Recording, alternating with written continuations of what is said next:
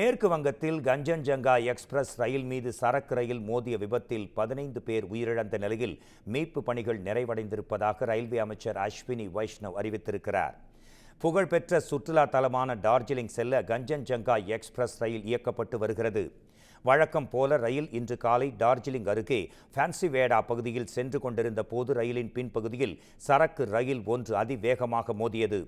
இதனால் தடம் புரண்ட சரக்கு ரயிலின் பெட்டிகள் கஞ்சன்ஜங்கா எக்ஸ்பிரஸ் ரயில் மீது ஏறி நின்றன.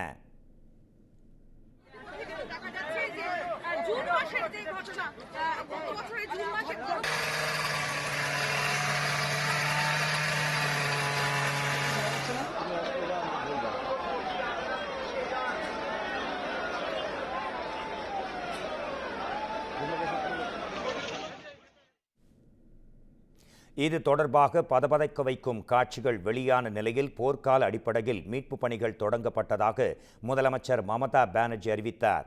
தொடர்ந்து NDRF, SDRF படையினர் சம்பவ இடத்தில் பணிகளை துரிதப்படுத்தி உள்ளதாகவும் மத்திய ரயில்வே துறை அமைச்சர் அஸ்வினி வைஷ்ணவும் தனது எக்ஸ் தளத்தில் கூறியுள்ளார்.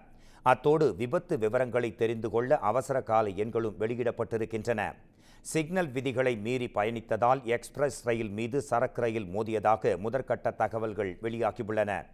இந்நிலையில் விபத்தில் 15 பேர் உயிரிழந்ததாகவும் 25 பேர் படுகாயமடைந்ததாகவும் டார்ஜிலிங் கூடுதல் காவல்துறை கண்காணிப்பாளர் அபிஷேக் ராய் அறிவித்துள்ளார். இதற்கிடையில் பயணிகளின் வசதிகளில் மத்திய அரசுக்கு அக்கறை இல்லை என்றும் ரயில்வே தொழிலாளர்கள் பற்றி கவலைப்படுவதில்லை என்றும் மேற்கு வங்க முதலமைச்சர் மமதா பானர்ஜி பகிரங்கமாக குற்றம் சாட்டியுள்ளார். இந்த நிலையில் ரயில் விபத்தில் காயமடைந்த சிலிகுரியில் உள்ள மருத்துவக் கல்லூரியில் சிகிச்சை பெற்று வருவோரை மத்திய ரயில்வே அமைச்சர் அஸ்வினி வைஷ்ணவ் நேரில் சந்தித்து ஆறுதல் கூறினார். மேலும் காயமடைந்தவர்களுக்கு உரிய சிகிச்சை அளிக்க மருத்துவர்களுக்கு அவர் உத்தரவு பிறப்பித்தார். பின்னர் செய்தியாளர்களிடம் பேசிய அவர் தற்போது மீட்பு பணிகள் அனைத்தும் நிறைவடைந்து விட்டதாகவும் அரசியல் செய்வதற்கான நேரம் இது அல்ல என்றும் அவர் மேலும் குறிப்பிட்டார்.